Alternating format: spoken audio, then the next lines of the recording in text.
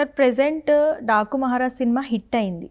కాకపోతే దానిపైన నెగటివిటీ కూడా బాగా ఎక్కువ వస్తుంది. ఎందుకు అనంటే ఆ సాంగ్స్‌లో వేసిన స్టెప్స్ గానివ్వండి, వాటి గురించి కొంచెం నెగటివిటీ అనేది ప్రెజెంట్ ఇప్పుడు రన్ అవుతుంది. సో దానికి గల కారణం ఏంటి? అంటే వైరల్ అవ్వడానికి ఏదైనా చేస్తారా? లేదంటే కొరియోగ్రఫీలో ఏదైనా ఫాల్ట్ ఉందా? లేదు అంటే ఇప్పుడు ప్రెజెంట్ మనం మాట్లాడుకున్నట్టు ఆయన చాలా సక్సెస్‌ఫుల్ హీరో. అది కూడా ఆయన ఒక ఎమ్మెల్యే పదవిలో ఉండి ఇలాంటి సాంగ్స్ చేయడం వల్ల చాలా నెగటివిటీ వస్తుంది ఆయన పైన పాజిటివ్‌తో పాటు. దాని గురించి మీ స్పందన ఏంటి సార్? బాలకృష్ణ గారు ఎమ్మెల్యే కాకముందు ఆయన నటుడు, హీరో.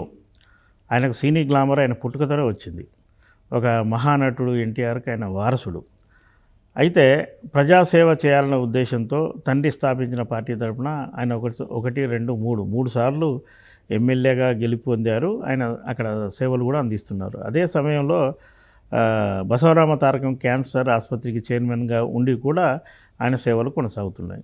మరోవైపు తన ప్రొఫెషన్ సినిమాలు, అభిమానుల కోసమైనా సినిమాలు చేయాల్సిందే కాబట్టి అభిమానులు ఆశించే క్యారెక్టర్లు చేయాలి, మెప్పించాలి. కాబట్టే సినిమాలు అలాంటి సబ్జెక్టులు చేస్తూ వస్తున్నారు. అయితే ఈ బాలకృష్ణ ఇలా చేయడం ఏంటి, అలా చేయడం ఏంటి అంటే, మీరు పాత సినిమాల్లో చూస్తే ఒక కమర్షియల్ హీరో, మాస్ హీరో హీరోయిన్లతో కానీ వ్యాంపు లేదా ఐటమ్ సాంగ్స్లో కానీ కొంత అతిగా చేసినట్టుగా మనకు కనిపిస్తుంది. దాన్ని తప్పు పట్టడానికి వీల్లేదు.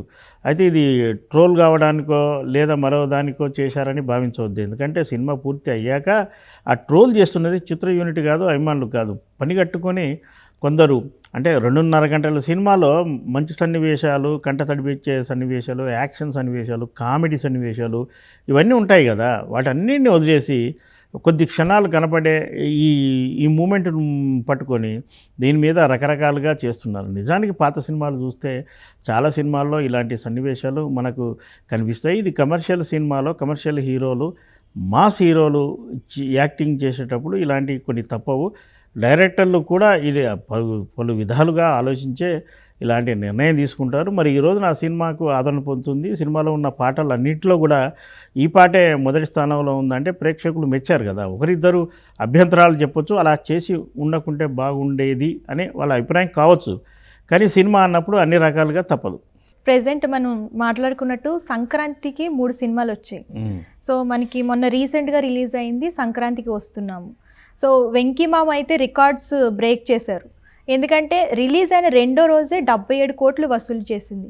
సో ప్రేక్షకులు ఇంత ఆదరించడానికి కారణం ఏంటి? ప్రేక్షకులు ఇప్పుడు లాస్ట్ ఇయర్ మీరు రిలీజ్ అయిన సినిమాలు దాదాపుగా 300 సినిమాలు ఉన్నాయని అంటారు. ఆ సినిమాల్లో మనకు బాగా సక్సెస్ అయిన సినిమాల్లో మనం ఇందాక చెప్పినట్టు కల్కి కావచ్చు, సలారు, అంతకుముందు గుంటూరు కారం, దేవర, పుష్ప2 ఈ సినిమాలన్నీ ఒక భారీ యాక్షన్ ఓరియంటెడ్ సినిమాలు. ఇవి అంటే భారీతనం ఉంటుంది, యాక్షన్ ఎపిసోడ్. ఇవి ఎంటర్టైన్మెంట్ సినిమాలు కాదు. ఏదో 1-2 సన్నివేశాలు వాళ్ళకు వినోదం పంచి ఉండొచ్చు. ఇదంతా ఒక సెక్షన్ ఆఫ్ మాస్ ఆడియన్స్ లేదా యూత్ను టార్గెట్ పెడుతూ తీసిన సినిమాలు ఇవి. ఈ సినిమాలు సక్సెస్ అయ్యాయి. ఈ కొత్త ఇయర్లోకి వచ్చేవరకల్లా వెంకటేష్ ఈ మాస్ యాక్షన్ సినిమాలు గతంలో లాస్ట్ ఇయర్ ఆయన నటించిన సైంధవ్ అనే సినిమా వచ్చింది. అది ఒక సీరియస్ సినిమానే, కానీ అది వర్కౌట్ కాలేదు. సరే, వెంకటేష్ను జనం ఎలా చూస్తారు? ఆయన గత సినిమాలు మనం చాలా చూసుకుంటే ప్రేమించుకుందానరా, కలిసి ఉందానరా, నువ్వు నాకు నచ్చావు, ఇలాంటి సినిమాలన్నీ చూసుకుంటే ఆయన ఎంటర్టైన్మెంట్కే ప్రాధాన్యత ఉంటుంది. వెంకటేష్తోని సరదా సినిమాలు జనాలు కూడా ఎంజాయ్ చేస్తారు. ఆ కోవలో వెంకటేష్ను అదేవిధంగా అనిల్ రావిపూడి ప్రజెంట్ చేశాడు. 2 హీరోయిన్లు, ఒక హీరో, ఒక కుటుంబ కథ. అంటే ఈ లవర్స్ కథ కాదు, ఇది ఒక కుటుంబ కథగా తీశారు. అది అద్భుతంగా జనాలకు నచ్చింది. ముఖ్యంగా ఇందాక చెప్పినట్టు మాస్ ఆడియన్స్ పక్కన పెడితే ఇంటికే పరిమితమైన కుటుంబ ప్రేక్షకులు, ఫ్యామిలీస్ వచ్చే సినిమాగా ఇది ఆదరణ పొందింది. కాబట్టే ఈ సినిమాకి ఇంత ఆదరణ లభిస్తుంది. పైగా ఈ సినిమాను బయట బజ్ క్రియేట్ చేయడానికి సోషల్ మీడియాను బాగా ఉపయోగించుకున్నారు. ఆ సినిమాలో ఉన్న పాటలు కూడా రిలీజ్కి ముందే ఇందాకనే చూశాను, గోదావరి గట్టుబట్ట 100 మిలియన్ వ్యూస్ వచ్చాయట. అంటే ప్రమోషన్స్ వల్ల, సోషల్ మీడియా ప్రమోషన్స్ ఆ సినిమాకు హెల్ప్ అయ్యాయి. ఎందుకంటే ఆడియన్స్ అందరూ ఈ కమర్షియల్ మాస్ సినిమాల్లో మూడ్లో నుంచి బయటికి రావడానికి ఈ సంక్రాంతికి వస్తున్న సినిమా బాగా ఉపయోగపడింది. లక్కీగా ఆ సినిమా కూడా మొత్తం కామెడీగా ఎంటర్టైన్మెంట్గా ఉండడంతో ఆ సినిమాకు టోటల్ ఆస్ట్రేలియా కావచ్చు, అమెరికా కావచ్చు, ఇంకా వేరే దేశాలు కావచ్చు, 2 తెలుగు రాష్ట్రాలు, అలాగే పొరుగు రాష్ట్రాల్లోని తెలుగు మాట్లాడే థియేటర్ దగ్గర కూడా రిలీజ్ అయిన ఈ సినిమాకు ఇంత రెవెన్యూ వస్తుంది. ఇది పెద్ద అంటే గతంలో వెంకటేష్ నటించిన కలిసుందనరా లాంటి సినిమాలకు కూడా ఇలాంటి రెవెన్యూ వచ్చింది. అప్పటి రేట్లు వేరు, ఇప్పటి రేట్లు వేరు, కాబట్టి ఇప్పుడు ఇంకా ఎక్కువ వస్తుంది. నెంబర్ ఆఫ్ థియేటర్స్ కూడా ఎక్కువ. పైగా మనకు ఆంధ్రాలో ఆ టికెట్ ధర కూడా కొంత పెరిగింది కాబట్టి ఇంకా ఎక్కువ రెవెన్యూ వచ్చింది. ఇదే బహుశా సోమవారం వరకు, సంక్రాంతి అయిపోయాక మరో వారం వరకు కొనసాగితే ఇది పెద్ద హిట్ సినిమాగా కూడా నిలుస్తుంది. సార్, ప్రస్తుతం మనం చూసుకున్నట్లయితే బాలీవుడ్ ప్రముఖ హీరో సైఫ్ అలీ ఖాన్ పైన దాడి జరిగింది. ఆయనకు తీవ్ర గాయాలయ్యాయి. సో దీనిపైన ఏమైనా రాజకీయంగా ఉందంటారా, లేదంటే నిజంగానే ఒక దొంగ దాడి చేశారంటారా? సో రీసెంట్గా మనం చూసుకున్నట్లయితే సల్మాన్ ఖాన్ పైన కూడా ఒక దాడి జరిగింది. అంటే బాలీవుడ్ని ఎవరైనా టార్గెట్ చేస్తున్నారా? ఇప్పుడు బాలీవుడ్ విషయంలో తరచుగా వివాదాలు, అంటే ఒక బాలీవుడే కాదు, ఈ మధ్య హీరోలకు సంబంధించి, హీరోయిన్లకు సంబంధించి పలు విధాలుగా వివాదాలు వస్తున్నాయి. అది ఏదైనా కావచ్చు. కేరళలో హేమ కమిటీ కావచ్చు, లేదా బెంగళూరులో దర్శన్ హీరో అరెస్ట్ కావచ్చు, తెలుగులో అల్లు అర్జున్ అరెస్ట్ కావచ్చు, తమిళనాడులో కొన్ని కావచ్చు. ఇలా అంతటా ఎందుకో ఒక డిస్టర్బెన్స్ వచ్చింది. ఎంటర్టైన్మెంట్ ఫీల్డ్లో, గ్లామర్ ఫీల్డ్లో ఆర్టిస్టులకు చాలా గౌరవం ఉంటుంది. ఈ గతంలో ఇలాంటి వివాదాలు ఎక్కడా లేవు, ఈ మధ్య ఎక్కువయ్యాయి. ముఖ్యంగా మనం బాలీవుడ్ విషయానికి వస్తే, బాలీవుడ్లో డిఫరెంట్ కల్చర్ మొదలైంది. అక్కడ గతంలో అంటే అక్కడ సంజయ్ దత్ లాంటి హీరో జైలుకు వెళ్ళి వచ్చిన సంఘటన కూడా ఉంది. అలాగే సల్మాన్ ఖాన్ గతంలో ఒక కేసులో ఇరుక్కొని ఇబ్బంది పడినది కూడా మనం చూసాం. అయితే వివాదాల కంటే ముందు వాళ్ళ మీద కొంత వ్యతిరేకత మొదలైంది. ఎందుకు అయింది అన్నది నిశ్చితంగా మనం చెప్పలేం. కానీ ఈ సల్మాన్ ఖాన్ను కూడా కొందరి బిష్ణోయ్ అనే ఒక వర్గం, ఒక వ్యక్తి ఆయనను టార్గెట్ చేశాడు. బహిరంగంగా కూడా దాన్ని మనం మీడియా ద్వారా మనం విన్నాం. ఇక సైఫ్ అలీ ఖాన్ ఒక విధంగా ఆయన వార్తల్లో ఉంటాడు, కానీ వివాదాలకు చాలా దూరమైన హీరోనే. ఒక పెద్ద ఫ్యామిలీ నుంచి పటౌడి ఇండియన్ మాజీ క్రికెట్ కెప్టెన్ అంటారు. తర్వాత షర్మిలా ఠాగూర్ వాళ్ళ దంపతుల కొడుకు.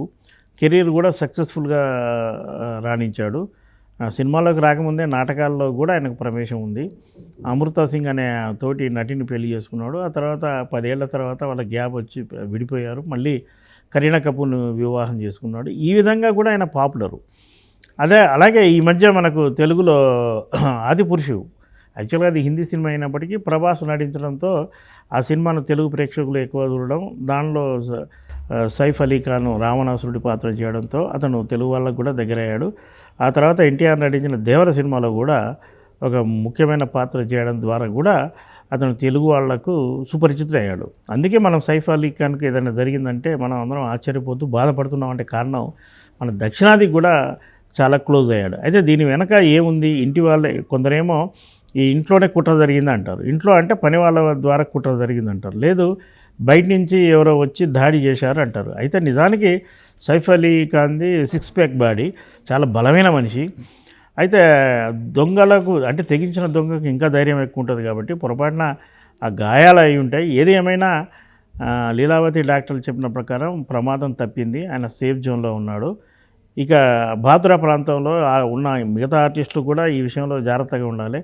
బయట నుంచి దాడిని జాగ్రత్తగా ఉండాలి, ఇంట్లో వాళ్ళ విషయంలో కూడా జాగ్రత్తగా ఉండాలి.